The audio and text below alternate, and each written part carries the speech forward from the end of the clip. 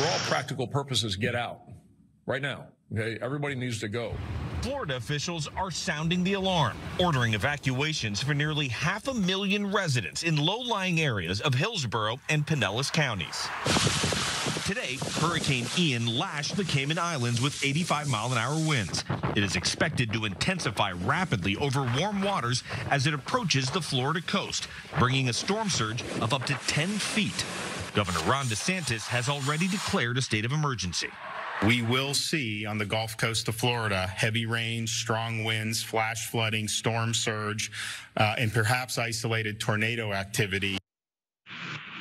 Another hurricane barreling for the southeast, specifically here now in Florida. They're set to be hit by this huge storm, which is causing millions of people to evacuate and also displace them completely from the area as disaster is on its way. Here's some details. Because Ian's intensity has increased to a strong Category 4 hurricane with maximum sustained winds of 155 miles an hour.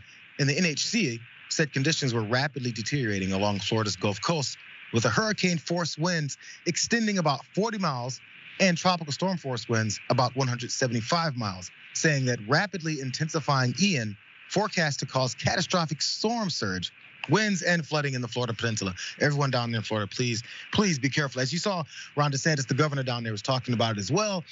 Things they're doing, the preparation. We're going to get to more of the potential political part about this battle, which, of course, that's going to happen. But more on this. It's reached that Category 5 status now, though, with winds up to 155 miles an hour as it barreled towards the southwest coast this morning, and it's expected to trudge its way up to Orlando. So on to Governor DeSantis. This is what he's talking about with people looking to evacuate. Clearly, this is a very powerful major hurricane that's going to have major impacts, both on impact in Southwest Florida, but then as it continues to work through the state. That's what DeSantis said from the State Emergency Operations Center. It's going to have major impacts in the terms of wind, in terms of rain, in terms of flooding. So this is going to be a nasty, nasty day or 2 days. So it had also been reported this conversations between potentially Joe Biden and 3 mayors of Florida talking about what they can do, because those cities are the first probably to be hit. Also, but not DeSantis. These conversations haven't been with DeSantis, at least not at that particular point, as he's talking about FEMA and all that. So this is what DeSantis was talking about also in that press conference when it came to Biden.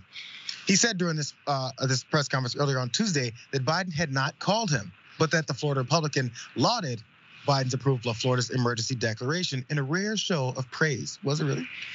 He says, I'm happy to brief the president if he's interested in hearing what we're doing in Florida. That's what he said. Also, his press secretary, Biden's press secretary, confirmed on Twitter that the president actually had spoken with DeSantis. This is probably after that press conference. She said he spoke this evening with Governor DeSantis of Florida to discuss the final steps of the federal government is taking to help Florida prepare for this hurricane. The president and the governor committed to continued close coordination. They're putting their differences aside, Francesca. And but one more piece, though, because as DeSantis was talking in a Fox interview, he was also talking about Biden's response and communications with him. Let's watch that. Let's talk about, you had a conversation with the president today. Earlier in the day, there had been talk that the president spoke with mayors, but not you. But apparently the president reached out to you tonight. Can you tell us about that conversation? And in the aftermath of the storm, what support Floridians can expect from the federal government? Well, Sean, what I said today is, my phone line's open. When people's lives and their property are at risk like this, we all need to work together regardless of party lines. The Biden administration has approved our request for a pre-landfall declaration and did that very quickly. So we're thankful for that. And it's my sense that the administration, wants to help. I think they realize that this is a really significant storm.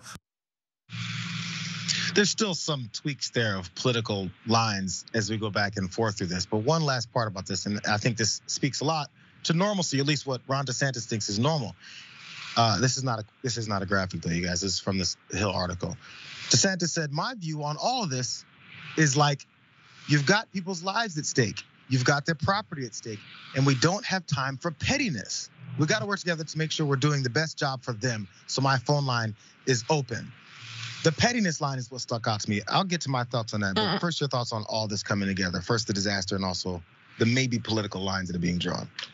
I mean, it's terrifying, right? It's once again the impacts of climate chaos from not keeping it in the ground, from not standing up to fossil fuel companies and industries who've known for so long that this is going to endanger us all, and it's only going to get worse.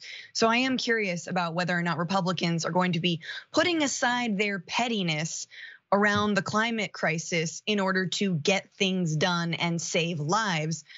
We shall see. It feels like only under the threat of a hurricane will they do that. But I'm reminded, I'm old enough to remember when DeSantis spent $12 million of the state's budget to ship migrants to Martha's Vineyard and Vice President Kamala Harris's home, to Joe Biden's home in Delaware, and other places to what? Make a point that there are migrants in Texas. They weren't even from Florida. What are we doing? So like DeSantis does not deserve himself this kind of handout or this kind of assistance. The people of Florida absolutely deserve this kind of assistance. But of course, we know she won the other foot, and we saw it under Trump. When there were wildfires in California, he was like, you guys just have to, you sweep it all up, just sweep everything up, right? And that will, and sadly, that will sadly, I think, be the norm for Republicans when they're in office. Democrats don't. And I'm glad we don't. It's the one thing I'm like, yeah, we should probably not play partisan politics with people's lives right now.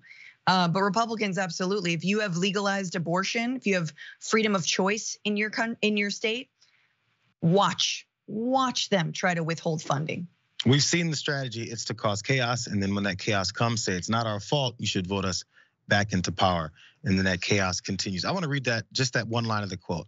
He says, my view on all this is like you got people's lives, and picture these folks that he shipped around the country for the sake of his political wins that he thinks he had. My view is that all this is like you've got people's lives at stake. You've got their property at stake. We don't have time for pettiness. Just slap that on the situation when he's sending humans, people's lives at stake around, which there was many people sick, many people injured, many people that were looking for life. Yep. The answer is he doesn't think they're people.